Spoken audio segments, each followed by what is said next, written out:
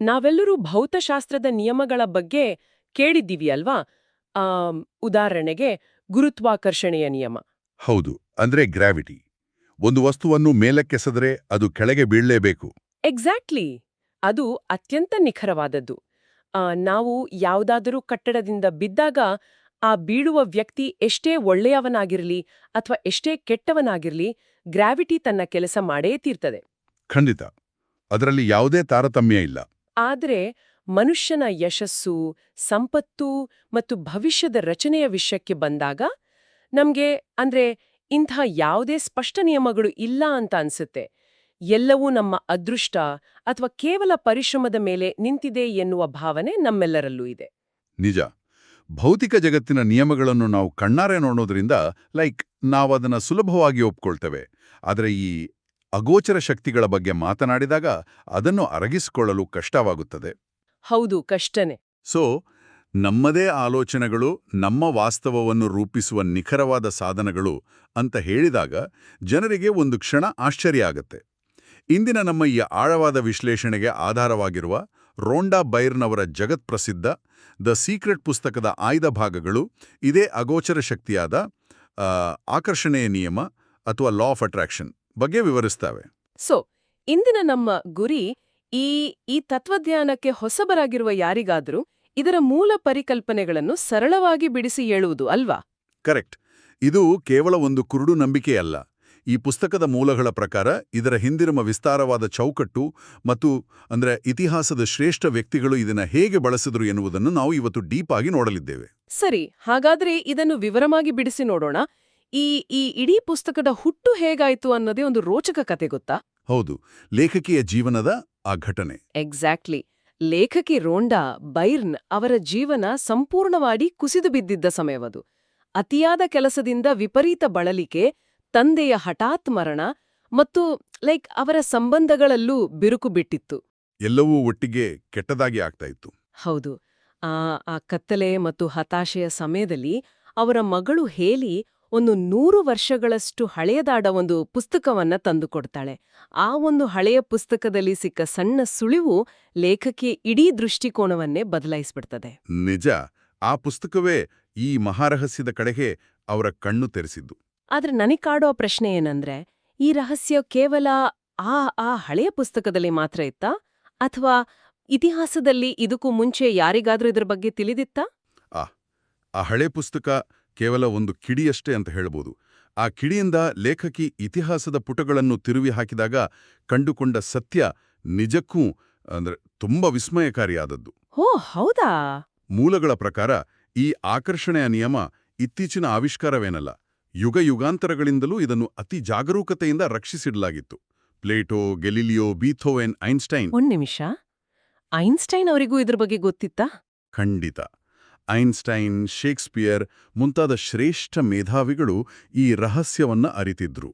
ಅವರು ತಮ್ಮದೇ ಆದ ರೀತಿಯಲ್ಲಿ ಈ ನಿಯಮವನ್ನು ತಮ್ಮ ಕಲೆ, ವಿಜ್ಞಾನ ಮತ್ತು ಬರವಣಿಗೆಯಲ್ಲಿ ಬಳಸ್ಕೊಂಡಿದ್ರು ಎಂದು ಪುಸ್ತಕ ವಾದಿಸುತ್ತದೆ. ಇಲ್ಲಿಯೇ ಇದು ನಿಜವಾಗಿಯೂ ಅತ್ಯಂತ ಕುತೂಹಲಕಾರಿಯಾಗುವುದು. ಬ್ಯಾಬಿಲೋನಿಯನ್ನರ ಕಥೆ ಕೂಡ ಇಲ್ಲಿ ಬರುತ್ತೆ ಅಲ್ವಾ? ಹೌದು, ಪ್ರಾಚೀನ ಬ್ಯಾಬಿಲೋನಿಯನ್ನರು ಕೇವಲ ಒಬ್ಬ ವ್ಯಕ್ತಿ ಮಾತ್ರವಲ್ಲ, ಇಡೀ ಜನಾಂಗವೇ ಈ ರಹಸ್ಯವನ್ನ ಬಳಸಿತ್ತು ಅಂತ ಮೂಲಗಳು ಹೇಳ್ತವೆ. ಪ್ರಪಂಚದ 7 ಅದ್ಭುತಗಳಲ್ಲಿ ಒಂದಾದ ಬ್ಯಾಬಿಲೋನ್ನ ನೇತಾಡುವ ಉದ್ಯಾನವನಗಳನ್ನು ಆ ಹ್ಯಾಂಗಿಂಗ್ ಗಾರ್ಡನ್ಸ್ ಅನ್ನು ಅವರು ನಿರ್ಮಿಸಲು ಸಾಧ್ಯವಾಗಿದ್ದು ಮತ್ತು ಇತಿಹಾಸದಲ್ಲೇ ಅತ್ಯಂತ ಶ್ರೀಮಂತ ಜನಾಂಗವಾಗಿ ಅವರು ಬೆಳೆದ್ದು ಕೇವಲ ಆಕಸ್ಮಿಕವಲ್ಲ. ಕರೆಕ್ಟ್. ಅದು ಆಕಸ್ಮಿಕ ಆಗಿರೋಕೆ ಸಾಧ್ಯನೇ ಇಲ್ಲ. ಸಂಪತ್ತಿನ ಬಗ್ಗೆ, ಸಮೃದ್ಧಿಯ ಬಗ್ಗೆ ಅವರಲ್ಲಿದ್ದ ಅಚಲವಾದ ದೃಷ್ಟಿಕೋನ ಮತ್ತು ಬ್ರಹ್ಮಾಂಡದ ಈ ನಿಯಮಗಳ ಸ್ಪಷ್ಟ ಅರಿವೇ ಇದಕ್ಕೆ ಕಾರಣ ಅಂತ ಲೇಖಕಿ ವಿವರಿಸ್ತಾರೆ. ನಿಖರವಾಗಿ. ಆದರೆ ಇಲ್ಲಿ ಒಂದು ಬಹುಮುಖ್ಯವಾದ ಪ್ರಶ್ನೆ ಏಳುತ್ತದೆ. ಏನದು? ಅದೇ, ಪ್ಲೇಟೋ, ಐನ್ಸ್ಟೈನ್ ಅಂತಹ ಮೇಧಾವಿಗಳಿಗೆ, ಬ್ಯಾಬಿಲೋನಿಯನ್ನರಂತಹ ಇಡೀ ಜನಾಂಗಕ್ಕೆ ಈ ನಿಯಮ ತಿಳಿದಿದ್ರೆ ಇದು ಇಷ್ಟು ವರ್ಷಗಳ ಕಾಲ ಜನಸಾಮಾನ್ಯರಿಗೆ ಏಕೆ ತಿಳಿಯಲಿಲ್ಲ? ಇಷ್ಟೊಂದು ಪ್ರಭಾವಶಾಲಿ ಜ್ಞಾನ ಎಲ್ಲರಿಗೂ ಏಕೆ ಸುಲಭವಾಗಿ ಸಿಗಲಿಲ್ಲ? ಅದೇ, ನನಗೂ ಅದೇ ಆಶ್ಚರ್ಯ ಆಗ್ತಾ ಇತ್ತು. ಅಷ್ಟು ಸುಲಭವಾಗಿ ಯಶಸ್ಸು ಸಿಗುವುದಾಗಿದ್ರೆ ನಾವೆಲ್ಲರೂ ಯಾಕೆ ಇಷ್ಟೊಂದು ಕಷ್ಟಪಡ್ತಿದ್ವಿ ಅಲ್ವಾ? ಅದಕ್ಕೆ ಕಾರಣ ಈ ಜ್ಞಾನದಲ್ಲಿದ್ದ ಅಪಾರವಾದ ಶಕ್ತಿ. ಮೂಲಗಳ ಪ್ರಕಾರ ಈ ರಹಸ್ಯವನ್ನು ಬಹಳ ತುಂಬಾ ಸೀಕ್ರೆಟ್ ಆಗಿ ಮುಚ್ಚಿಡ್ಲಾಗಿತ್ತು. ಪ್ರಪಂಚದ ಕೇವಲ 1% ಜನಸಂಖ್ಯೆ 96% ಸಂಪತ್ತನ್ನು ಏಕೆ ಹೊಂದಿದೆ ಎಂಬ ಪ್ರಶ್ನೆಗೆ ಪುಸ್ತಕ ನೀಡುವ ಉತ್ತರ ಇದೆ. ಆ ಒಂದು ಸಣ್ಣ ಗುಂಪಿಗೆ ತಿಳಿದಿರುವ ಈ ರಹಸ್ಯ ಸಾಮಾನ್ಯರಿಗೆ ತಿಳಿದಿರಲಿಲ್ಲ. ಓ, ಅವರು ತಮ್ಮ ಆಲೋಚನೆಗಳನ್ನು ಸಂಪತ್ತಿನ ಕಡೆಗೆ ಮಾತ್ರ ಕೇಂದ್ರೀಕರಿಸಿದ್ರು ಮತ್ತು ಅದನ್ನು ಇತರರೊಂದಿಗೆ ಕಾಮನ್ ಜನರೊಂದಿಗೆ ಹಂಚಿಕೊಳ್ಳಲು ಬಯಸಿರಲಿಲ್ಲ. ಹಾಗಾದ್ರೆ ಆ ಐತಿಹಾಸಿಕ ರಹಸ್ಯದ ಮೂಲತತ್ವವಾದ್ರೂ ಏನೋ? ಅದು ಭೌತಿಕ ಪ್ರಪಂಚದ ಮೇಲೆ ಹೇಗೆ ಪರಿಣಾಮ ಬೀರುತ್ತದೆ? ಆಕರ್ಷಣೆಯ ನಿಯಮದ ಮೂಲಭೂತ ಅಂಶವು ಕೇವಲ ಒಂದು ಸರಳ ವಾಕ್ಯದಲ್ಲಿದೆ ಅಂತ ಪುಸ್ತಕ ಹೇಳ್ತದೆ. ಹೌದು, ಒಂದೇ ರೀತಿಯ ವಸ್ತುಗಳು ಪರಸ್ಪರ ಆಕರ್ಷಿಸುತ್ತವೆ. ಎಕ್ಸಾಕ್ಟ್ಲಿ. Like attracts like. ಇದು ಕೇಳಲು ತುಂಬಾ ಸರಳವಾಗಿದೆ. ಆದ್ರೆ ಇದರ ಹಿಂದಿನ ಕಾರ್ಯವಿಧಾನ ಏನು? ಇದು ಹೇಗೆ ಕೆಲಸ ಮಾಡುತ್ತೆ? ಈ ನಿಯಮವನ್ನು ಅರ್ಥಮಾಡಿಕೊಳ್ಳಲು ಜಾನ್ ಅಸ್ಸಾರಾಫ್ ಅವರು ನೀಡುವ ಕಾಂತದ ಉಪಮೆ ಅಂದರೆ ಮ್ಯಾಗ್ನೆಟ್ ಅನಾಲಜಿ ಬಹಳ ಸೂಕ್ತವಾಗಿದೆ. ಅವರ ಪ್ರಕಾರ ಮನುಷ್ಯನು ಈ ಇಡೀ ಬ್ರಹ್ಮಾಂಡದಲ್ಲಿರುವ ಅತ್ಯಂತ ಶಕ್ತಿಶಾಲಿ ಕಾಂತ. ಮನುಷ್ಯ ಒಂದು ಮ್ಯಾಗ್ನೆಟ್ ಇದ್ದ ಹಾಗೆ. ಹೌದು, ನಮ್ಮಲ್ಲಿರುವ ಆ ಅಯಸ್ಕಾಂತೀಯ ಶಕ್ತಿ ಬೇರೆ ಎಲ್ಲದಕ್ಕಿಂತಲೂ ಪ್ರಬಲವಾಗಿದೆ. ಆ ಶಕ್ತಿ ಹೊರಹೊಮ್ಮುವುದು ನಮ್ಮ ಆಲೋಚನೆಗಳ ಮೂಲಕ. ಅಂದ್ರೆ ಪ್ರತಿಯೊಂದು ಆಲೋಚನೆಗೂ ಒಂದು ನಿರ್ದಿಷ್ಟ ತರಂಗಾಂತರ ಅಥವಾ ಫ್ರೀಕ್ವೆನ್ಸಿ ಇರುತ್ತದೆ. ನಾವು ಯೋಚಿಸುತ್ತಿದ್ದಂತೆಯೇ ಆ ಆಲೋಚನೆಗಳು ಬ್ರಹ್ಮಾಂಡಕ್ಕೆ ರವಾನೆಯಾಗುತ್ತವೆ ಮತ್ತು ಅದೇ ತರಂಗಾಂತರದಲ್ಲಿರುವ ಇತರ ವಸ್ತುಗಳನ್ನು, ಮನುಷ್ಯರನ್ನು, ಘಟನೆಗಳನ್ನು ಕಾಂತದಂತೆ ನಮ್ಮತ್ತ ಸೆಳೆಯುತ್ತವೆ, ನಮ್ಮ ಜೀವನದತ್ತ ಸೆಳೆಯುತ್ತವೆ. ಸ್ವಲ್ಪ ತಡೀರಿ. ಅಂದ್ರೆ ನಮ್ಮ ಆಲೋಚನೆಗಳು ಭೌತಿಕ ವಸ್ತುಗಳನ್ನು ಎಳೆದು ತರುವ ಕಾಂತಗಳಿದ್ದಂತೆ ಅಂತ ನೀವು ಹೇಳ್ತಾ ಇದ್ದೀರಾ? ಹೌದು, ಮೂಲಗಳ ವಾದ ಅದೇ. ಇದನ್ನ ನಾನು ನಮ್ಮ ಮನೆಯಲ್ಲಿರುವ ಟಿವಿ ಪ್ರಸಾರ ಗೋಪುರ ಅಂದ್ರೆ ಟ್ರಾನ್ಸ್ಮಿಷನ್ ಟವರ್ಗೆ ಹೋಲಿಸಿ ನೋಡಬಹುದಾ? ಟಿವಿ ಟವರ್ಗಳು ಒಂದು ನಿರ್ದಿಷ್ಟ ತರಂಗವನ್ನು ಪ್ರಸಾರ ಮಾಡುತ್ತವೆ. ಆ ತರಂಗವು ನಮ್ಮ ಟಿವಿಯಲ್ಲಿ ಚಿತ್ರಗಳಾಗಿ ಮೂಡುತ್ತದೆ ಅಲ್ವಾ? ಮನುಷ್ಯನ ಮನಸ್ಸು ಕೂಡ ಹಾಗೆ ಎನ್ನುವುದು ಪುಸ್ತಕದ ವಾದ. ಅತ್ಯುತ್ತಮವಾದ ಹೋಲಿಕೆ ಇದು. ಅಂದ್ರೆ ನಮ್ಮ ಆಲೋಚನೆಗಳು ತರಂಗಗಳನ್ನು ಸೃಷ್ಟಿಸುತ್ತವೆ ಮತ್ತು ಆ ತರಂಗಗಳಿಗೆ ತಕ್ಕಂತೆ ನಮ್ಮ ಜೀವನದ ಚಿತ್ರಣಗಳು ವಾಸ್ತವದಲ್ಲಿ ಪ್ರಸಾರವಾಗುತ್ತವೆ. ನಮ್ಮ ಜೀವನವನ್ನು ಬದಲಾಯಿಸಬೇಕಾದ್ರೆ ನಮ್ಮ ಆಲೋಚನೆಗಳನ್ನು ಬದಲಾಯಿಸುವ ಮೂಲಕ ನಮ್ಮ ಆಂತರಿಕ ಚಾನೆಲ್ ಅನ್ನು ಬದಲಾಯಿಸಬೇಕು. ಕರೆಕ್ಟ್? ಖಂಡಿತ ಹೌದು. ಆದರೆ ಇಲ್ಲಿನ ಅತ್ಯಂತ ಆಸಕ್ತಿದಾಯಕ ವಿಷಯವೇನೆಂದ್ರೆ, ಇದು ಕೇವಲ ಯಾವುದೋ ತಾತ್ವಿಕ ಅಥವಾ ಫಿಲಾಸಾಫಿಕಲ್ ವಿಚಾರವಲ್ಲ. ಮತ್ತೆ ಇದು ವಿಜ್ಞಾನಕ್ಕೂ ಸಂಬಂಧಪಟ್ಟಿದ್ದ. ಹೌದು. ಪುಸ್ತಕದಲ್ಲಿ ಡಾಕ್ಟರ್ ಫ್ರೆಡ್ ಆಲನ್ ವುಲ್ಫ್ ಮತ್ತು ಡಾಕ್ಟರ್ ಜಾನ್ ಹ್ಯಾಗೆಲಿನ್ ಅವರಂತಹ ಕ್ವಾಂಟಮ್ ಭೌತಶಾಸ್ತ್ರಜ್ಞರ ಅಂದ್ರೆ ಕ್ವಾಂಟಮ್ ಫಿಸಿಕ್ಸ್ ಎಕ್ಸ್ಪರ್ಟ್ಗಳ ಒಳನೋಟಗಳನ್ನು ನೀಡಲಾಗಿದೆ. ಓ ವಾವ್! ಅವರ ವಾದದ ಪ್ರಕಾರ ಈ ಇಡೀ ಬ್ರಹ್ಮಾಂಡವು ಆಲೋಚನೆಯಿಂದಲೇ ಹೊರಹೊಮ್ಮಿದೆ. ಕ್ವಾಂಟಮ್ ಭೌತಶಾಸ್ತ್ರವು ವೀಕ್ಷಕನಿಲ್ಲದೆ ಅಂದ್ರೆ ಅಬ್ಸರ್ವರ್ ಇಲ್ಲದೆ ಬ್ರಹ್ಮಾಂಡದ ಅಸ್ತಿತ್ವವೇ ಸಾಧ್ಯವಿಲ್ಲ ಎಂದು ಹೇಳುತ್ತದೆ. ನಾವು ಏನನ್ನು ನಿರಂತರವಾಗಿ ಗ್ರಹಿಸುತ್ತಿದ್ದೇವೆಯೋ ಆ ವಾಸ್ತವವನ್ನು ರೂಪಿಸುತ್ತಿರುವುದೇ ನಮ್ಮ ಮನಸ್ಸು ಎನ್ನುವುದು ಈ ಮೂಲಗಳ ಸ್ಪಷ್ಟನೆ. ಒಂದ್ ನಿಮಿಷ, ಇದು ಸ್ವಲ್ಪ ಅತಿರೇಕ ಅನ್ನಿಸ್ತಿಲ್ವೇ? ಹೇಗೆ? ಅಂದ್ರೆ ಈಗ ನಾನು ಕೇವಲ 1 ಕಪ್ ಕಾಫಿ ಬಗ್ಗೆ ಯೋಚನೆ ಮಾಡಿದ್ರೆ ಬ್ರಹ್ಮಾಂಡದಲ್ಲಿರುವ ಪರಮಾಣುಗಳೆಲ್ಲವೂ ಬದಲಾಗಿ ನನಗೆ ಕಾಫಿ ಸಿಗುವಂತೆ ಮಾಡುತ್ತವೆ ಅಂತ ಈ ಪುಸ್ತಕ ಹೇಳ್ತಿದ್ಯಾ? ಇದರ ಹಿಂದಿನ ಲಾಜಿಕ್ ಏನು? ಇದು ಮೇಲ್ನೋಟಕ್ಕೆ ಸ್ವಲ್ಪ ವಿಚಿತ್ರವಾಗಿ ಕಾಣಬಹುದು, ನಿಜ. ಆದರೆ ಪುಸ್ತಕ ವಿವರಿಸುವ ಕಾರ್ಯವಿಧಾನ ಭಿನ್ನವಾಗಿದೆ. ನೀವು 1 ಕಪ್ ಕಾಫಿಯ ಬಗ್ಗೆ ಆಳವಾಗಿ ಯೋಚಿಸಿದಾಗ ಪರಮಾಣುಗಳು ಮ್ಯಾಜಿಕ್ ಮಾಡಿದಂತೆ ತಕ್ಷಣ ಬದಲಾಗುವುದಿಲ್ಲ. ಬದಲಾಗಿ ನಿಮ್ಮ ಮನಸ್ಸು ಆ ಕಾಫಿಯನ್ನು ಪಡೆಯುವ ಅವಕಾಶಗಳ ಕಡೆಗೆ ಸಂಪೂರ್ಣವಾಗಿ ತೆರೆದುಕೊಳ್ಳುತ್ತದೆ. ನಿಮ್ಮ ಆಲೋಚನೆಗಳು ನಿಮ್ಮ ಕ್ರಿಯೆಗಳನ್ನು ಮತ್ತು ನೀವು ಜಗತ್ತನ್ನು ಗ್ರಹಿಸುವ ರೀತಿಯನ್ನು ಬದಲಾಯಿಸುತ್ತವೆ. ಅಂದ್ರೆ ನನ್ನ ವರ್ತನೆ ಬದಲಾಗುತ್ತೆ. ಎಕ್ಸಾಕ್ಟ್ಲಿ. ನಿಮಗೆ ಅರಿವಿಲ್ಲದಂತೆಯೇ ನೀವು ಕಾಫಿ ಸಿಗುವ ಜಾಗದ ಕಡೆಗೆ ನಡೆಯುತ್ತೀರಿ, ಅಥವಾ ಯಾರೋ ನಿಮಗೆ ಕಾಫಿ ಆಫರ್ ಮಾಡುವ ಪರಿಸ್ಥಿತಿಯನ್ನು ನಿಮ್ಮ ಒಟ್ಟಾರೆ ವರ್ತನೆ ಸೃಷ್ಟಿಸುತ್ತದೆ. ಇದು ಕ್ವಾಂಟಮ್ ಭೌತಶಾಸ್ತ್ರದ ವೀಕ್ಷಕನ ಪರಿಣಾಮ ಅಥವಾ ಅಬ್ಸರ್ವರ್ ಎಫೆಕ್ಟ್ ಅನ್ನು ಮಾನವನ ವರ್ತನೆಗೆ ಅನ್ವಯಿಸುವ ಪ್ರಯತ್ನ ಅಂತ ಹೇಳಬಹುದು. ಓಹೋ, ಅಂದ್ರೆ ನಮ್ಮ ಆಲೋಚನೆಗಳು ನಮ್ಮ ಪ್ರಜ್ಞೆಯನ್ನು ಒಂದು ನಿರ್ದಿಷ್ಟ ಗುರಿಯತ್ತ ಟ್ಯೂನ್ ಮಾಡುತ್ತವೆ ಎನ್ನಬಹುದು. ಸರಿ, ಹಾಗಾದ್ರೆ ಈ ಬ್ರಹ್ಮಾಂಡದ ಶಕ್ತಿಯನ್ನು ದೈನಂದಿನ ಜೀವನದಲ್ಲಿ ಹೇಗೆ ಬಳಸುವುದು? ಈ ತತ್ವಶಾಸ್ತ್ರಕ್ಕೆ ಸಂಪೂರ್ಣವಾಗಿ ಹೊಸಬರಾಗಿರುವವರಿಗೆ ಅಂದ್ರೆ ಬಿಗಿನರ್ಸ್ಗಾಗಿ ಪುಸ್ತಕದಲ್ಲಿ ಒಂದು ಸರಳವಾದ 3 ಹಂತದ ಕ್ರಿಯಾಯೋಜನೆಯನ್ನು ನೀಡಲಾಗಿದೆ ಅಲ್ವಾ? ಹೌದು, ಅತ್ಯಂತ ಸರಳವಾದ 3 ಹೆಜ್ಜೆಗಳು. ಅವುಗಳೆಂದರೆ ಕೇಳಿ, ನಂಬಿ ಮತ್ತು ಪಡೆಯಿರಿ. ಇಂಗ್ಲಿಷ್ನಲ್ಲಿ ಆಸ್ಕ್ ಬಿಲೀವ್ ರಿಸೀವ್ ಅಂತಾರೆ. ಮೊದಲನೆಯದು ಕೇಳು, ಅಂದ್ರೆ ಬ್ರಹ್ಮಾಂಡಕ್ಕೆ ಸ್ಪಷ್ಟವಾದ ಸಂದೇಶ ನೀಡುವುದು. ನಮಗೆ ಏನು ಬೇಕು ಎಂಬುದರ ಬಗ್ಗೆ ನಮ್ಮ ಮನಸ್ಸಿನಲ್ಲಿ ಯಾವುದೇ ಗೊಂದಲವಿರಬಾರದು. ಕರೆಕ್ಟ್. ಬಹುತೇಕ ಜನರಿಗೆ ತಮಗೆ ಏನು ಬೇಕು ಎಂಬುದೇ ಸ್ಪಷ್ಟತೆ ಇರುವುದಿಲ್ಲ, ಗೊತ್ತಾ? ಅವರು ಯಾವಾಗಲೂ ತಮಗೆ ಬೇಡವಾದದ್ದರ ಬಗ್ಗೆಯೇ ಹೆಚ್ಚು ಯೋಚಿಸುತ್ತಿರ್ತಾರೆ. ನನಗೆ ಕಾಯಿಲೆ ಬರಬಾರದು, ನಾನು ಲೇಟ್ ಆಗಬಾರದು, ಹೀಗೆ. ಹೌದು ಹೌದು, ನಾವೆಲ್ಲರೂ ಹೀಗೆ ಮಾಡ್ತೀವಿ. ಸೊ ಮೊದಲ ಹೆಜ್ಜೆ ಸ್ಪಷ್ಟತೆಯಿಂದ ಆರಂಭವಾಗುತ್ತದೆ. ತಮಗೆ ಏನು ಬೇಕು ಅನ್ನೋದರ ಬಗ್ಗೆ ಸ್ಪಷ್ಟತೆ. ಇನ್ನು ಎರಡನೇ ಹಂತ ನಂಬಿ. ಇದು ಬಹುಶಃ ಅತ್ಯಂತ ಕಷ್ಟಕರವಾದ ಹಂತ.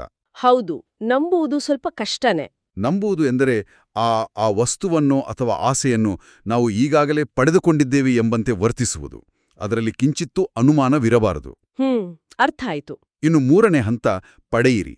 ಆ ಆಸೆಯು ಈಡೇರಿದಾಗ ನಮಗೆ ಸಿಗುವ ಅಗಾಧವಾದ ಸಂತೋಷದ ಭಾವನೆಯನ್ನು ಈ ಕ್ಷಣದಲ್ಲೇ, ಅಂದ್ರೆ ಈಗಲೇ ಅನುಭವಿಸುವುದು. ಈ ಪ್ರಕ್ರಿಯೆಯಲ್ಲಿ ಜಾಕ್ ಕ್ಯಾನ್ಫೀಲ್ಡ್ ಅವರು ಭಾವನೆಗಳೇ ಫೀಡ್ಬ್ಯಾಕ್ ಎಂದು ಹೇಳ್ತಾರೆ. ಅಂದ್ರೆ ನಮ್ಮ ಭಾವನೆಗಳೇ ನಾವು ಯಾವ ತರಂಗಾಂತರದಲ್ಲಿದ್ದೇವೆ ಎಂಬುದನ್ನು ನಮಗೆ ತಿಳಿಸುವ ಫೀಡ್ಬ್ಯಾಕ್ ಸಿಸ್ಟಮ್ ಇದ್ದಂತೆ. ಹೌದು, ನಿಖರವಾದ ಫೀಡ್ಬ್ಯಾಕ್ ಸಿಸ್ಟಮ್. ನಾವು ದುಃಖದಲ್ಲಿರುವಾಗ, ಹತಾಶರಾಗಿರುವಾಗ ಒಳ್ಳೆಯ ಆಲೋಚನೆಗಳನ್ನು ಹೊಂದಲು ಖಂಡಿತ ಸಾಧ್ಯವಿಲ್ಲ. ನಾವು ಸರಿಯಾದ ದಾರಿಯಲ್ಲಿದ್ದೇವೆ ಅಥವಾ ಇಲ್ಲವೇ ಎಂಬುದನ್ನು ಸೂಚಿಸುವ ದಿಕ್ಸೂಚಿಗಳೇ ನಮ್ಮ ಭಾವನೆಗಳು. ಹೌದು, ನಾವು ಕೆಟ್ಟ ಭಾವನೆ ಹೊಂದಿದ್ದಾಗ ನಾವು ಮತ್ತಷ್ಟು ಕೆಟ್ಟ ಘಟನೆಗಳನ್ನು ಆಕರ್ಷಿಸುತ್ತಿರುವ ಫ್ರೀಕ್ವೆನ್ಸಿಯಲ್ಲಿದ್ದೇವೆ ಎಂದು ಅರ್ಥ. ಅದೇ ರೀತಿ ಸಂತೋಷ, ಪ್ರೀತಿ ಅಥವಾ ಕೃತಜ್ಞತೆಯ ಭಾವನೆಯಲ್ಲಿದ್ದಾಗ ನಾವು ಒಳಿತನ್ನು ಆಕರ್ಷಿಸುತ್ತಿದ್ದೇವೆ ಎಂಬ ಸ್ಪಷ್ಟ ಸಂದೇಶವನ್ನು ನಮ್ಮ ಭಾವನೆಗಳು ನೀಡುತ್ತವೆ. ಆದ್ರೆ ಇಲ್ಲಿ ನಾನು ಒಂದು ಪ್ರಮುಖ ಆಕ್ಷೇಪಣೆಯನ್ನು ಎತ್ತಬೇಕಾಗಿದೆ. ಒಂದು ಪುಷ್ ಬ್ಯಾಕ್. ಮನುಷ್ಯರಾದ ಮೇಲೆ ಆತಂಕ, ಭಯ ಬರುವುದು ಸಹಜ ಅಲ್ವಾ? ಹೌದು, ಸಹಜ. ಇಂದಿನ ಒತ್ತಡದ ಬದುಕಿನಲ್ಲಿ ನಕಾರಾತ್ಮಕ ಆಲೋಚನೆಗಳು ಬರದೇ ಇರಲು ಸಾಧ್ಯವೇ ಇಲ್ಲ. ಒಂದು ವೇಳೆ ಮನಸ್ಸಿನಲ್ಲಿ ಭಯ ಅಥವಾ ಒಂದು ನಕಾರಾತ್ಮಕ ಆಲೋಚನೆ ಬಂದ್ರೆ ತಕ್ಷಣವೇ ಜೀವನ ನಾಶವಾಗುತ್ತದೆಯಾ? ಒಂದೇ ಒಂದು ಕೆಟ್ಟ ಆಲೋಚನೆ ಬಂದ್ರೆ ಇಡೀ ಭವಿಷ್ಯ ಹಾಳಾಗ್ಬಿಡುತ್ತಾ? ಇದು ನಿಜಕ್ಕೂ ಭಯ ಹುಟ್ಟಿಸುವ ವಿಚಾರ ಅಲ್ವಾ? ನೀವು ಕೇಳಿದ್ದು ಅತ್ಯಂತ ಸಹಜವಾದ ಪ್ರಶ್ನೆ. ಈ ಪುಸ್ತಕವನ್ನು ಓದುವ ಅನೇಕರಲ್ಲಿ ಕಾಡುವ ಮೊದಲ ಭಯವೇ ಇದು. ಆದರೆ ಇದಕ್ಕೆ ಮೈಕೆಲ್ ಬರ್ನಾರ್ಡ್ ಬೆಕ್ವಿತ್ ಅವರು ಒಂದು ಅದ್ಭುತವಾದ ವಿವರಣೆ ನೀಡುತ್ತಾರೆ. ಏನದು? ಅವರ ಪ್ರಕಾರ ವಿಜ್ಞಾನದ ದೃಷ್ಟಿಯಲ್ಲಿ ಒಂದು ಸಕಾರಾತ್ಮಕ ಆಲೋಚನೆಯು ಆ ನಕಾರಾತ್ಮಕ ಆಲೋಚನೆಗಿಂತ 100 ಪಟ್ಟು ಹೆಚ್ಚು ಶಕ್ತಿಶಾಲಿಯಾಗಿದೆ. ಓ, 100 ಪಟ್ಟು? ಹೌದು. ಆದ್ದರಿಂದ ಹೆದರುವ ಅಗತ್ಯವಿಲ್ಲ.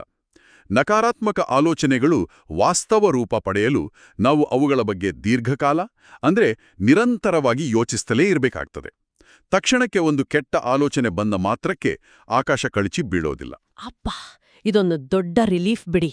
ಹೌದು. ಆಲೋಚನೆಗಳು ವಾಸ್ತವವಾಗಲು ಸ್ವಲ್ಪ ಸಮಯಾವಕಾಶ, ಅಂದ್ರೆ ಟೈಮ್ ಡಿಲೇ ಇರ್ತದೆ. ಆ ಸಮಯಾವಕಾಶದೊಳಗೆ ನಾವು ನಮ್ಮ ಆಲೋಚನೆಯನ್ನು ಸಕಾರಾತ್ಮಕತೆಯತ್ತ ತಿರುಗಿಸಿದರೆ ಸಾಕು. ಇದು ನಿಜಕ್ಕೂ ನೆಮ್ಮದಿ ನೀಡುವ ವಿಚಾರ. ಹಾಗಾದ್ರೆ ಈ ಸಕಾರಾತ್ಮಕತೆಯ ಶಕ್ತಿಯನ್ನು ಜೀವನದ ಪ್ರಮುಖ ಭಾಗಗಳಾದ ಸಂಪತ್ತು, ಆರೋಗ್ಯ ಮತ್ತು ಸಂಬಂಧಗಳಿಗೆ ಹೇಗೆ ಅನ್ವಯಿಸಬಹುದು ಎಂದು ನೋಡೋಣ. ಖಂಡಿತ. ಸಂಪತ್ತನ್ನು ಹೇಗೆ ಗಳಿಸುತ್ತದೆ? ಪುಸ್ತಕದ ಪ್ರಕಾರ ಅವರ ಆಲೋಚನೆಗಳು ಯಾವಾಗಲೂ ಸದಾ ಸಮೃದ್ಧಿಯ ಸುತ್ತಲೇ ಸುತ್ತುತ್ತಿರುತ್ತವೆ. ಇಲ್ಲಿ ಆರ್ಥಿಕ ಮುಗ್ಗಟ್ಟಿನ ಬಗ್ಗೆ, ನಿರ್ದಿಷ್ಟವಾಗಿ ಸಾಲದ ಬಗ್ಗೆ ಇರುವ ಒಂದು ದೊಡ್ಡ ತಪ್ಪು ಕಲ್ಪನೆಯನ್ನು ಮೂಲಗಳು ಸ್ಪಷ್ಟಪಡಿಸುತ್ತವೆ. ಅಂದ್ರೆ ಡೆಪ್ಟ್ ಬಗ್ಗೆನಾ? ಹೌದು. ಸಾಲದಲ್ಲಿರುವ ಬಹುತೇಕರು ನಾನು ಹೇಗಾದರೂ ಮಾಡಿ ಸಾಲದಿಂದ ಹೊರಬರಬೇಕು ಎಂದು ನಿರಂತರವಾಗಿ ಯೋಚಿಸುತ್ತಿರ್ತಾರೆ. ಆದರೆ ಆಕರ್ಷಣೆಯ ನಿಯಮಕ್ಕೆ ಭಾಷೆಯ ಹಂಗಿಲ್ಲ. ಅಂದ್ರೆ ಅದು ಪದಗಳನ್ನು ಅರ್ಥ ಮಾಡ್ಕೊಳ್ಳಲ್ವಾ? ಅದು ಹೊರಬರಬೇಕು ಅಥವಾ ಬೇಡ ಎಂಬ ಪದಗಳನ್ನು ನಿರ್ಲಕ್ಷಿಸುತ್ತದೆ. ಅದು ಕೇವಲ ಸಾಲ ಎಂಬ ಪದವನ್ನು, ಆತಂಕದ ಭಾವನೆಯನ್ನು ಮಾತ್ರ ಹಿಡಿಯುತ್ತದೆ. ಪರಿಣಾಮವಾಗಿ ಏನಾಗುತ್ತೆ? ಮತ್ತಷ್ಟು ಸಾಲವೇ ಸೃಷ್ಟಿಯಾಗುತ್ತದೆ. ಸಾಲದ ಬಗ್ಗೆ ಯೋಚಿಸುವ ಬದಲು ಸಮೃದ್ಧಿಯ ಕಡೆಗೆ, ಆರ್ಥಿಕ ಸ್ವಾತಂತ್ರ್ಯದ ಕಡೆಗೆ ಗಮನ ಹರಿಸಬೇಕು ಎನ್ನುವುದು ಇಲ್ಲಿನ ಅತಿ ಮುಖ್ಯ ಪಾಠ. ಓ, ಅರ್ಥಾಯ್ತು. ಅಂದ್ರೆ ನಾನು ಸಾಲಮುಕ್ತನಾಗಬೇಕು ಎನ್ನುವ ಬದಲು ನಾನು ಆರ್ಥಿಕವಾಗಿ ಸದೃಢನಾಗುತ್ತಿದ್ದೇನೆ ಎಂದು ಯೋಚಿಸಬೇಕು ಅಲ್ವೇ? ಎಕ್ಸಾಕ್ಟ್ಲಿ. ಇನ್ನು ಸಂಬಂಧಗಳ ಅಂದ್ರೆ ರಿಲೇಶನ್ಶಿಪ್ಸ್ ವಿಷಯದಲ್ಲಿ ಜೇಮ್ಸ್ ರೇ ಅವರ ಮಾತು ಬಹಳ ಆಳವಾಗಿದೆ. ನಮಗೆ ನಾವೇ ಗೌರವ ಮತ್ತು ಪ್ರೀತಿಯನ್ನು ಕೊಡದಿದ್ದರೆ ಬೇರೆಯವರು ನಮ್ಮನ್ನು ಪ್ರೀತಿಸಬೇಕು ಎಂದು ನಿರೀಕ್ಷಿಸುವುದು ಅಸಾಧ್ಯ ಎನ್ನುತ್ತಾರೆ. ಹೌದು, 100% ನಿಜ ಇದು. ನಾವು ನಮ್ಮನ್ನು ಹೇಗೆ ಕಾಣುತ್ತೇವೆಯೋ ಜಗತ್ತು ಕೂಡ ನಮ್ಮನ್ನು ಹಾಗೇ ಕಾಣುತ್ತದೆ. ನಮ್ಮ ಕೊರತೆಗಳ ಬಗ್ಗೆ ನಾವು ಯೋಚಿಸುತ್ತಿದ್ದರೆ, ಆ ಕೊರತೆಗಳನ್ನೇ ಎತ್ತಿ ತೋರಿಸುವಂತಹ ವ್ಯಕ್ತಿಗಳನ್ನೇ ನಾವು ನಮ್ಮ ಜೀವನದಲ್ಲಿ ಆಕರ್ಷಿಸುತ್ತೇವೆ. ಇದೇ ತತ್ವ ಆರೋಗ್ಯಕ್ಕೂ ಅನ್ವಯಿಸುತ್ತಿದೆ ಗೊತ್ತಾ? ಡಾಕ್ಟರ್ ಜಾನ್ ಡೆಮಾರ್ಟಿನಿ ವಿವರಿಸುವ ಪ್ಲೆಸಿಬೋ ಪರಿಣಾಮ ಅಥವಾ ಪ್ಲೆಸಿಬೋ ಎಫೆಕ್ಟ್ ವಿಜ್ಞಾನ ಲೋಕದ ಅಚ್ಚರಿಗಳಲ್ಲೊಂದು. ಪ್ಲೆಸಿಬೋ ಎಫೆಕ್ಟ್ ಬಗ್ಗೆ ಸ್ವಲ್ಪ ವಿವರಿಸ್ತೀರಾ? ಖಂಡಿತ. ವೈದ್ಯಕೀಯ ಪ್ರಯೋಗಗಳಲ್ಲಿ ಕೇವಲ ಸಕ್ಕರೆ ಮಾತ್ರೆಗಳನ್ನು, ಅಂದರೆ ಅದರಲ್ಲಿ ಯಾವುದೇ ಔಷಧ ಇರಲ್ಲ, ಆ ಸಕ್ಕರೆ ಮಾತ್ರೆಗಳನ್ನು ಇದು ಅತ್ಯಂತ ಶಕ್ತಿಶಾಲಿ ಔಷಧವೆಂದು ರೋಗಿಗೆ ನಂಬಿಸಿಕೊಟ್ರೆ ರೋಗಿಯ ದೇಹವು ಆ ನಂಬಿಕೆಯಿಂದಲೇ ತನ್ನನ್ನು ತಾನು ಗುಣಪಡಿಸಿಕೊಳ್ಳಲು ಪ್ರಾರಂಭಿಸುತ್ತದೆ. ಓ ವಾವ್! ಬರೀ ಸಕ್ಕರೆ ಮಾತ್ರೆಯಿಂದ ಕಾಯಿಲೆ ವಾಸಿಯಾಗುತ್ತಾ? ಹೌದು, ಇದು ಮನುಷ್ಯನ ನಂಬಿಕೆಯ ಶಕ್ತಿ. ಡಾಕ್ಟರ್ ಜಾನ್ ಹ್ಯಾಗೆಲಿನ್ ಹೇಳುವಂತೆ ಸಂತೋಷದ ಆಲೋಚನೆಗಳು ನಮ್ಮ ದೇಹದ ಜೀವರಸಾಯನಶಾಸ್ತ್ರವನ್ನ, ಅಂದರೆ ಬಯೋಕೆಮಿಸ್ಟ್ರಿಯನ್ನ ಸಂಪೂರ್ಣವಾಗಿ ಆರೋಗ್ಯಕರವಾಗಿ ಇಡುತ್ತವೆ. ಹೌದು. ಕಾಯಿಲೆ ಬಿದ್ದಾಗ ಅನಾರೋಗ್ಯದ ಬಗ್ಗೆ, ಆ ಕಾಯಿಲೆಯ ಭೀಕರತೆ ಬಗ್ಗೆ ಯೋಚಿಸುವುದನ್ನು ಬಿಟ್ಟು ಸಂಪೂರ್ಣವಾಗಿ ಗುಣಮುಖರಾಗುವತ್ತ ಆನಂದದತ್ತ ಗಮನ ಹರಿಸಬೇಕು ಅಂತ ಪುಸ್ತಕ ಹೇಳ್ತದೆ. ಕರೆಕ್ಟ್. ಇದು ಕೇಳೋದೇ ವಿರೋಧಾಭಾಸ ಎನಿಸಿದ್ರೂ, ನನಗೆ ಕಾಯಿಲೆ ಬರಬಾರದು ಎಂದು ಯೋಚಿಸುವ ಬದಲು ನಾನು ಸಂಪೂರ್ಣ ಆರೋಗ್ಯವಾಗಿದ್ದೇನೆ ಎಂದು ಯೋಚಿಸುವುದು ಮುಖ್ಯ. ಖಂಡಿತ. ಇದು ಕೇವಲ ಯೋಚನೆಯಲ್ಲ, ಇದು ಶಾರೀರಿಕ ರಚನೆಯನ್ನ, ಅಂದ್ರೆ ನಮ್ಮ ಫಿಸಿಕಲ್ ಬಾಡಿಯನ್ನೇ ಬದಲಾಯಿಸಬಲ್ಲ ಶಕ್ತಿ. ನಮ್ಮ ದೇಹವು ನಿರಂತರವಾಗಿ ನಮ್ಮ ಆಲೋಚನೆಗಳಿಗೆ ಪ್ರತಿಕ್ರಿಯಿಸುತ್ತಾ ತನ್ನನ್ನು ತಾನು ಮರುರೂಪಿಸಿಕೊಳ್ಳುತ್ತಿರುತ್ತದೆ ಎಂದು ಈ ಮೂಲಗಳು ವಾದಿಸುತ್ತವೆ. ಇವೆಲ್ಲವೂ ತತ್ವಗಳು ಮತ್ತು ಸಿದ್ಧಾಂತಗಳಾಗಿ ಕೇಳಲು ಬಹಳ ಅದ್ಭುತವಾಗಿವೆ. ಆದ್ರೆ ಒಬ್ಬ ಸಾಮಾನ್ಯ ವ್ಯಕ್ತಿ ಅಥವಾ ಪ್ರತಿದಿನ ಆಫೀಸ್ ಮನೆ ಅಂತ ಬ್ಯುಸಿ ಇರೋ ವೃತ್ತಿಪರರು ದೈನಂದಿನ ಜೀವನದಲ್ಲಿ ಇದನ್ನು ಹೇಗೆ ಅಳವಡಿಸಿಕೊಳ್ಳಬಹುದು? ಆರಂಭಿಕರಿಗಾಗಿ, ಬಿಗಿನರ್ಸ್ಗಾಗಿ ಪುಸ್ತಕದಲ್ಲಿ ಕೆಲವು ನಿರ್ದಿಷ್ಟ ಮತ್ತು ಸರಳ ಅಭ್ಯಾಸಗಳನ್ನು ನೀಡಲಾಗಿದೆ ಅಲ್ವಾ? ಹೌದು, ತುಂಬ ಪ್ರಾಕ್ಟಿಕಲ್ ಆದ ಅಭ್ಯಾಸಗಳು. ಯಶಸ್ಸು ಮತ್ತು ಸಂಪತ್ತನ್ನು ಆಕರ್ಷಿಸಲು ಬೆಳಗ್ಗೆಯಿಂದ ರಾತ್ರಿಯವರೆಗೆ ಒಂದು ದಿನಚರ್ಯ ಅಂದ್ರೆ ರೂಟೀನ್ ಅನ್ನು ಹೇಗೆ ರೂಪಿಸಿಕೊಳ್ಳಬಹುದು ಎನ್ನೋದನ್ನು ನೋಡೋಣ. ಹೊಸಬರಿಗೆ ಪುಸ್ತಕ ನೀಡುವ ಮೊದಲ ಸಲಹೆ ಅಂದ್ರೆ ಆರಂಭದಲ್ಲೇ ದೊಡ್ಡ ಗುರಿಗಳ ಬೆನ್ನೇರಬಾರದು. ಅಂದ್ರೆ ಒಂದೇ ದಿನಕ್ಕೆ ಮಿಲಿಯನೇರ್ ಆಗ್ಬೇಕು ಅಂತ ಅಂದ್ಕೊಳ್ಬಾರ್ದಾ? ಹೌದು, ಹಾಗೆ ಅನ್ಕೊಂಡ್ರೆ ನಂಬಿಕೆ ಬೇಗ ಕಳೆದು ಹೋಗುತ್ತೆ. ಮೊದಲಿಗೆ ಸಣ್ಣ ಸಣ್ಣ ಹೆಜ್ಜೆಗಳನ್ನಿಡಬೇಕು. ಕೇವಲ 1 ಕಪ್ ಕಾಫಿ ಸಿಗುವಂತೆ ಆಕರ್ಷಿಸುವುದು, ಅಥವಾ ಟ್ರಾಫಿಕ್ ಇರುವ ಜಾಗದಲ್ಲಿ ಸುಲಭವಾಗಿ ಪಾರ್ಕಿಂಗ್ ಜಾಗವನ್ನು ಆಕರ್ಷಿಸುವಂತಹ ಸಣ್ಣ ಪ್ರಯತ್ನಗಳನ್ನು ಮಾಡಬೇಕು. ಇದು ನಮ್ಮಲ್ಲಿ ಈ ನಿಯಮದ ಬಗ್ಗೆ ವಿಶ್ವಾಸವನ್ನು, ನಂಬಿಕೆಯನ್ನು ಬೆಳೆಸುತ್ತದೆ. ಆ ನಂಬಿಕೆಯನ್ನು ಗಟ್ಟಿಗೊಳಿಸಲು ಇರುವ ಅತ್ಯುತ್ತಮ ತಂತ್ರವೆಂದರೆ ದೃಶ್ಯೀಕರಣ ಅಥವಾ ವಿಜುವಲೈಸೇಷನ್. ಕೇವಲ ಯೋಚಿಸುವುದಲ್ಲದೆ ಅದನ್ನು ಅಕ್ಷರಶಃ ಅನುಭವಿಸುವುದು. ಹೌದು, ಅದನ್ನ ಫೀಲ್ ಮಾಡಬೇಕು. ಉದಾಹರಣೆಗೆ, ನೀವು ಅಡುಗೆ ಮನೆಗೆ ಹೋಗಿ ಫ್ರಿಡ್ಜ್ ಬಾಗಿಲು ತೆಗೆದು ತಂಪಾದ ನೀರಿನ ಬಾಟ್ಲಿಯನ್ನು ಹಿಡಿದಾಗ ಕೈಗೆ ಆಗುವ ಆ ತಂಪಾದ ಅನುಭವ, ಆ ನೀರಿನ ಶಬ್ದ, ಇವೆಲ್ಲವನ್ನು ಮನಸ್ಸಿನಲ್ಲೇ ಸ್ಪಷ್ಟವಾಗಿ ದೃಶ್ಯೀಕರಿಸುವುದು. ನಿಮ್ಮ ಕಣ್ಣು ಮುಂದೆ ಆ ಚಿತ್ರಣ ಒಂದು ಚಲನಚಿತ್ರದಂತೆ ಮೂಡಬೇಕು. ಎಕ್ಸಾಕ್ಟ್ಲಿ. ಅಂತಹ ಸ್ಪಷ್ಟ ದೃಶ್ಯೀಕರಣವು ಆಕರ್ಷಣೆಯ ಶಕ್ತಿಯನ್ನು ಹಲವು ಪಟ್ಟು ಹೆಚ್ಚಿಸುತ್ತದೆ ಅಂತ ಆಧುನಿಕ ಕೋಚ್ಗಳು ಮತ್ತು ಪ್ರಾಚೀನ ಗುರುಗಳು ಆ ಒಮ್ಮತದಿಂದ ಹೇಳ್ತಾರೆ. ಇದರ ಜೊತೆಗೆ ಬ್ಯುಸಿ ಇರುವ ಪ್ರೊಫೆಷನಲ್ಸ್ಗಾಗಿ ಒಂದು ಸರಳವಾದ ದೈನಂದಿನ ರುಟೀನನ್ನು ಕೂಡ ರೂಪಿಸಬಹುದು. ಪ್ರತಿದಿನ ಬೆಳಿಗ್ಗೆ ಎದ್ದ ಕೂಡಲೇ ಮಾಡುವ ಕೃತಜ್ಞತೆಯ ಅಭ್ಯಾಸ, ಅಂದ್ರೆ ಗ್ರಾಟಿಟ್ಯೂಡ್ ಪ್ರಾಕ್ಟೀಸ್. ಇದು ತುಂಬಾ ಮುಖ್ಯ ಅಲ್ವಾ? ಇನ್ನು ಸಕಾರಾತ್ಮಕವಾಗಿ ಹೊಂದಿಸ್ತದೆ. ಮತ್ತು ಇನ್ನೊಂದು ಅದ್ಭುತವಾದ ಅಭ್ಯಾಸವೆಂದರೆ ನಮ್ಮ ದಿನವನ್ನು ಮುಂಚಿತವಾಗಿಯೇ ವಿನ್ಯಾಸಗೊಳಿಸುವುದು. ಅಂದರೆ ಬೆಳಗ್ಗೆ ಆಫೀಸ್ಗೆ ಹೋಗುವ ಮುನ್ನವೇ ಇಂದಿನ ಮೀಟಿಂಗ್ ಅತ್ಯಂತ ಯಶಸ್ವಿಯಾಗುತ್ತದೆ, ಇಂದಿನ ಪ್ರಯಾಣ ಸುಗಮವಾಗುತ್ತದೆ ಎಂದು ಮುಂಚಿತವಾಗಿಯೇ ನಿರ್ಧರಿಸುವುದು. ಕರೆಕ್ಟ್. ಇದನ್ನ ಪ್ರೀ ಪೇವಿಂಗ್ ಅಂತಾರೆ. ಹೌದು, ಇದು ವಾಸ್ತವಕ್ಕೆ ಬಲಿಯಾಗದೆ ವಾಸ್ತವವನ್ನು ಸೃಷ್ಟಿಸುವರಾಗುವ ಪ್ರಕ್ರಿಯೆ. ಇನ್ನು ರಾತ್ರಿ ಮಲಗುವ ಮುನ್ನ ದಿನದಲ್ಲಿ ನಡೆದ ಯಾವುದೇ ನಕಾರಾತ್ಮಕ ಘಟನೆಗಳನ್ನು ಮನಸ್ಸಿನಲ್ಲೇ ತಿದ್ದಿ, ಅಂದ್ರೆ ರಿವೈಸ್ ಮಾಡಿ, ಆ ಘಟನೆ ನಾವು ಅಂದುಕೊಂಡಂತೆಯೇ ಧನಾತ್ಮಕವಾಗಿ ನಡೆಯಿತು ಎಂದು ಕಲ್ಪಿಸಿಕೊಂಡು ಮಲಗುವುದು. ಇದು ನಮ್ಮ ಉಪಪ್ರಜ್ಞೆಯನ್ನು ಸಬ್ಕಾನ್ಷಿಯಸ್ ಮೈಂಡ್ ಅನ್ನು ಸರಿಯಾದ ದಿಕ್ಕಿನಲ್ಲಿಡುತ್ತದೆ. ಇದೆಲ್ಲದರ ಮೂಲ ಸಾರಾಂಶವೆಂದ್ರೆ ಈ ಬ್ರಹ್ಮಾಂಡವು ಎಲ್ಲವನ್ನೂ ಒಳಗೊಂಡಿದೆ. ಇದನ್ನ ಯೂನಿವರ್ಸಲ್ ಮೈಂಡ್ ಅಥವಾ ವಿಶ್ವಮೂಲ ಪ್ರಜ್ಞೆ ಎನ್ನಬಹುದು. ಲೇಖಕ ಚಾರ್ಲ್ಸ್ ಹಾನೆಲ್ ಅವರ ಪ್ರಕಾರ ನಾವೆಲ್ಲರೂ ಈ ಬ್ರಹ್ಮಾಂಡದ ಶಕ್ತಿಯೊಂದಿಗೆ ನೇರ ಸಂಪರ್ಕ ಹೊಂದಿರುವ ಲೈವ್ ವೈರ್ಗಳು. ಲೈವ್ ವೈರ್ಗಳಾ? ಹೌದು. ಅಂದ್ರೆ ಆ ಶಕ್ತಿ ನಮ್ಮ ಪ್ರತಿಯೊಬ್ಬರ ಮೂಲಕವೇ ಹರಿಯುತ್ತಿದೆ. ಆ ಶಕ್ತಿಯನ್ನು ನಾವು ಹೇಗೆ ಬಳಸುತ್ತೇವೆ, ಯಾವ ದಿಕ್ಕಿಗೆ ಹರಿಸುತ್ತೇವೆ ಎಂಬುದು ಸಂಪೂರ್ಣವಾಗಿ ನಮ್ಮ ಕೈಯಲ್ಲೇ ಇದೆ. ಇದು ನಿಜಕ್ಕೂ ಆಳವಾದ ಮಾತು. ಪ್ರತಿಯೊಬ್ಬ ಮನುಷ್ಯನಲ್ಲೂ ಆ ಆ ಅಗಾಧವಾದ ಶಕ್ತಿ ಇದೆ ಎಂಬುದನ್ನು ಅರಿತುಕೊಳ್ಳುವುದೇ ನಿಜವಾದ ಜ್ಞಾನ ಅಂತ ಹೇಳ್ಬೋದು. ಇದೇ ವಿಚಾರವನ್ನು ನಾವು ಇನ್ನು ಸ್ವಲ್ಪ ವಿಶಾಲ ದೃಷ್ಟಿಕೋನಕ್ಕೆ ಜೋಡಿಸಿ ನೋಡಿದರೆ ಮತ್ತೊಂದು ದೊಡ್ಡ ಸತ್ಯ ತೆರೆದುಕೊಳ್ಳುತ್ತದೆ. ನಾವು ಪ್ರಪಂಚದ ಸಮಸ್ಯೆಗಳ ಬಗ್ಗೆ ದೂರುತ್ತಲೇ ಇದ್ರೆ, ಯುದ್ಧ, ಬಡತನ, ರೋಗಗಳ ಬಗ್ಗೆ ನಿರಂತರವಾಗಿ ಭಯಪಡುತ್ತಲೇ ಇದ್ರೆ ನಾವು ಅದನ್ನೇ ಹೆಚ್ಚು ಆಕರ್ಷಿಸ್ತೀವಿ ಅಲ್ವಾ? ಎಕ್ಸಾಕ್ಟ್ಲಿ. ನಾವು ಅದೇ ನಕಾರಾತ್ಮಕ ಶಕ್ತಿಯನ್ನ ಜಗತ್ತಿಗೆ ಮತ್ತಷ್ಟು ಸೇರಿಸುತ್ತಿದ್ದೇವೆ ಎಂದರ್ಥ. ಅದರ ಬದಲು ಪ್ರೀತಿ, ಸಮೃದ್ಧಿ, ಶಿಕ್ಷಣ ಮತ್ತು ಶಾಂತಿಯತ್ತ ಗಮನ ಹರಿಸಿದ್ರೆ ಮಾತ್ರ ಜಗತ್ತಿಗೆ ನಿಜವಾದ ಒಳಿತನ್ನು ಮಾಡಲು ಸಾಧ್ಯ.